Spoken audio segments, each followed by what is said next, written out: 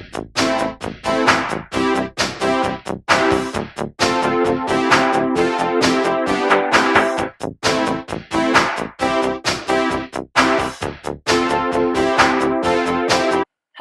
and welcome to the Darby Creek Diaries. I'm Gale Thompson and I'm so glad you're with me today. We're going to have a lot of fun using the Printmaking Hearts by Simon Says Stamp, but we're going to do it a lot of ways, and you can do it with lots of stamps I'm sure that you already have. These techniques are universal. The first thing we're going to do is use the die cut pieces as a stencil. There are a multitude of ways of sticking papers down, but this time I used the Sizzix Stick It grids. They were just what I happened to have next to me at the time. So I just ran this die. The die cuts out 6 hearts at once, and they're not all the same shape. And I just ran through the die cutting machine, and I'm going to just tape down the top part. I'm really not a fan of the magnets. I really think they get in the way, especially when you're stamping. Probably not so much with this. So I'm just taking some saltwater taffy oxide distress inks, and I'm just going to put it down. There's no rhyme or reason. Kind of a swirly motion both directions, so you can get into the nooks and crannies there, especially those tops of those hearts. They're a little tricky, but we got it.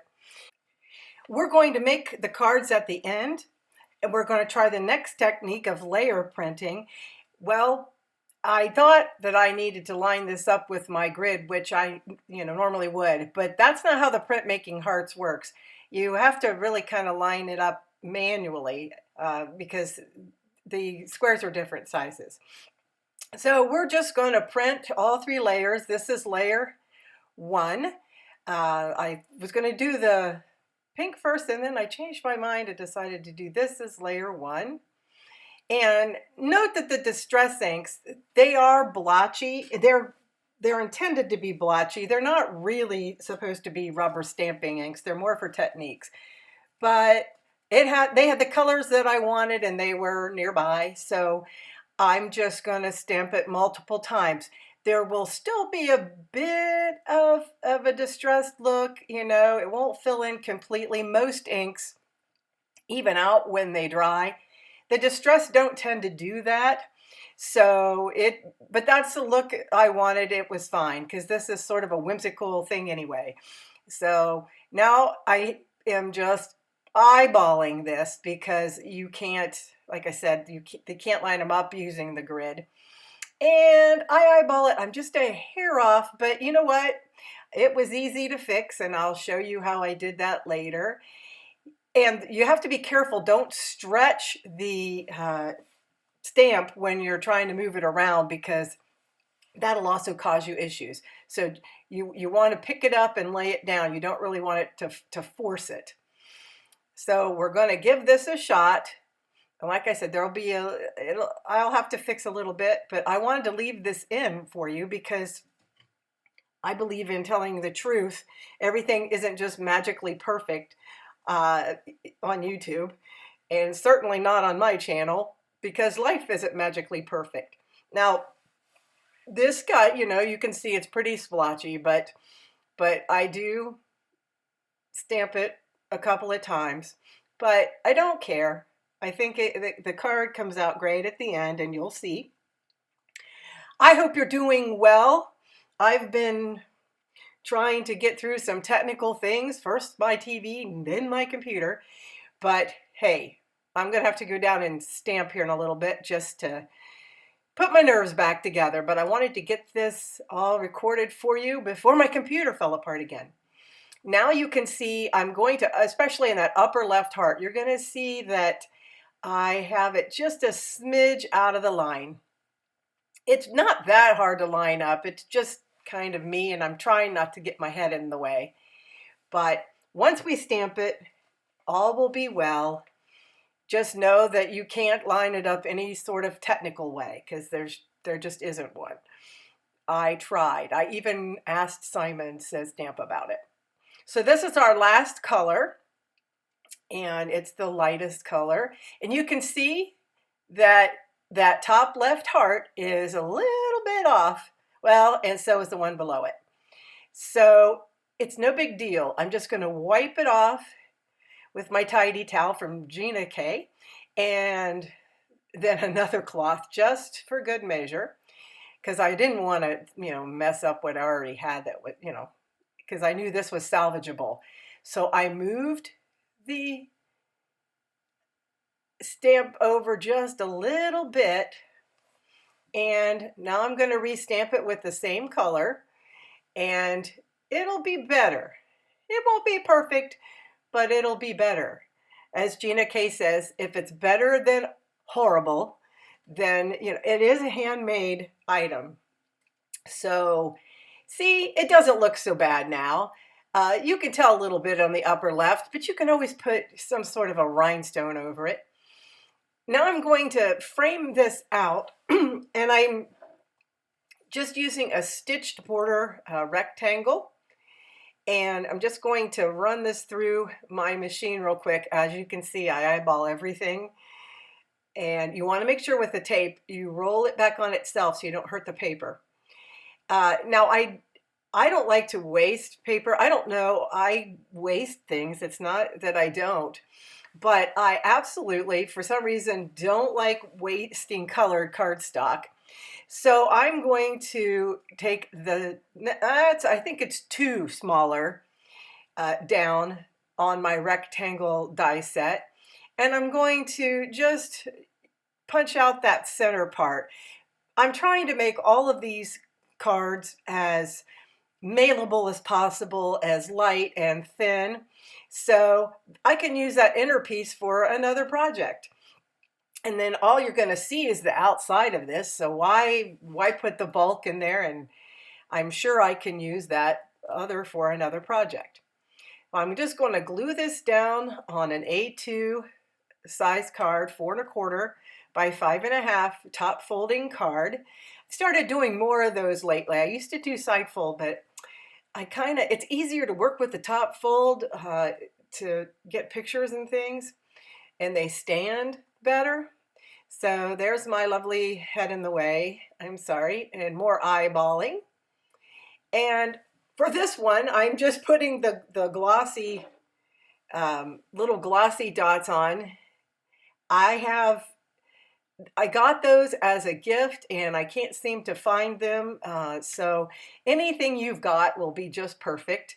But I wanted to add a little something, something. And then the sentiment I just pulled from one of Tim Holtz's sticker books. So there's the finished card.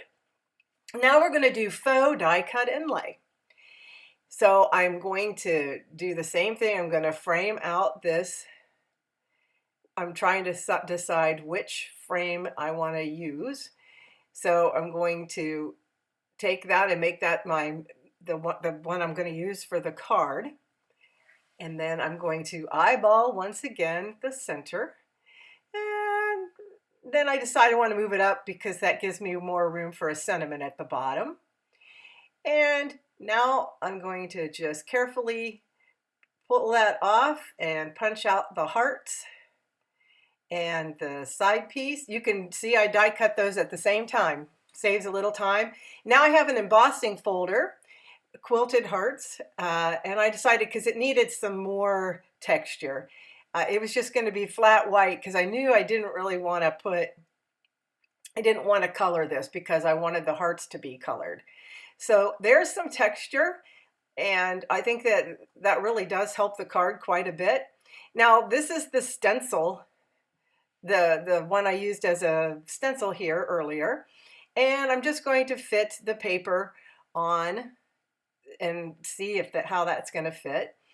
Now I decide, let's do something with these hearts. So I get out the spatter brush and just a little bit of I think that's the saltwater taffy, and I just got this brush, well, not just got it, I've had it, but I haven't used it.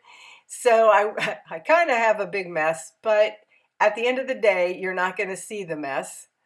I know you're supposed to pluck it like a harp, and I don't think that's what I did. And I'm just going to do this with a couple of colors. Oh wait, I'm looking outside and the sun is out and it just perks me up so much. We do have a lot of snow, but that just makes it nice and bright too. I hope all is well with you and that you get a chance to craft. And I think we're about done with this. I've got to groom dogs in a little bit and kind of dreading it because they're not going to like it. So there is the base of that card, and you always want a heat set, especially if you're going to change colors in between. I didn't care so much about this, but now I'm going to add a little bit of shimmer mist because I just thought it was kind of flat. So you can't tell me spraying it, but I'm showing you there, and now you can see the little shimmer drops. And I'm going to dry that again using a heat tool, not an embossing tool. There is a difference. The heat tool is more for drying things, and embossing one is for embossing powder and to melt things quickly.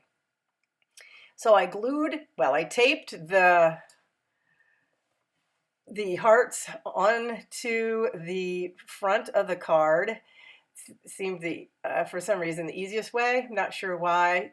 I am trying to minimize bulk, so I did not use any foam on this, or I don't think I did the other cards either. I may have popped up one sentiment, but I'm just going to keep this very simple and eyeball it, lay it down. And the other thing I wanted to point out was just because something has hearts in it doesn't mean it's just for Valentine's Day.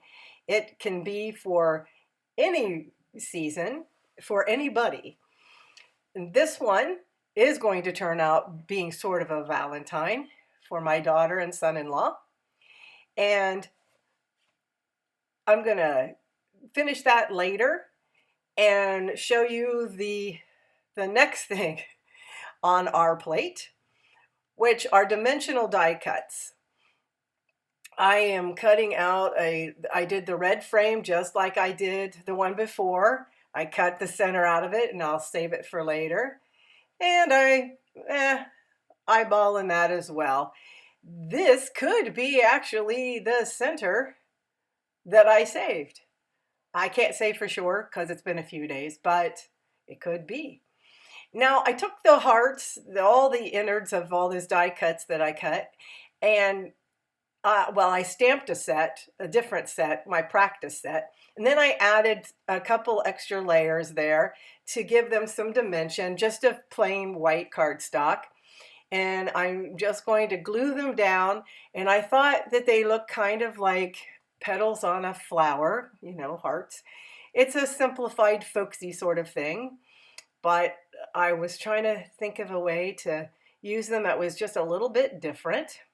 So I'm going to glue all of these down, but I don't think I'm going to bore you with that. I think you've all seen people glue stuff down before.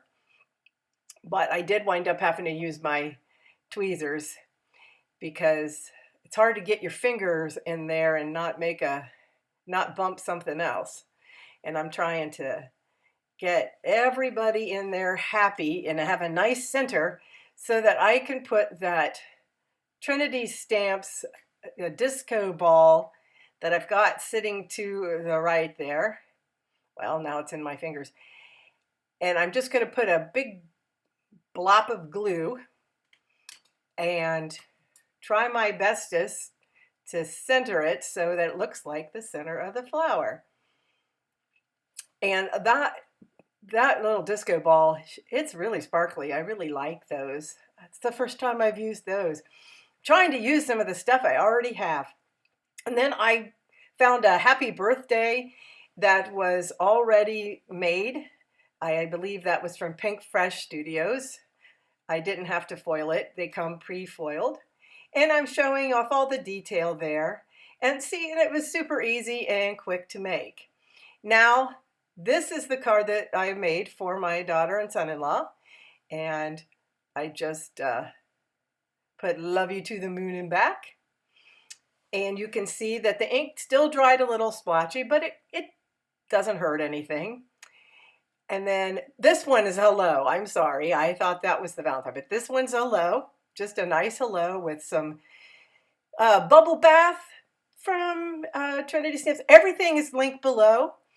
Most everything is linked below, and I really appreciate it when you use those links. That is awesome.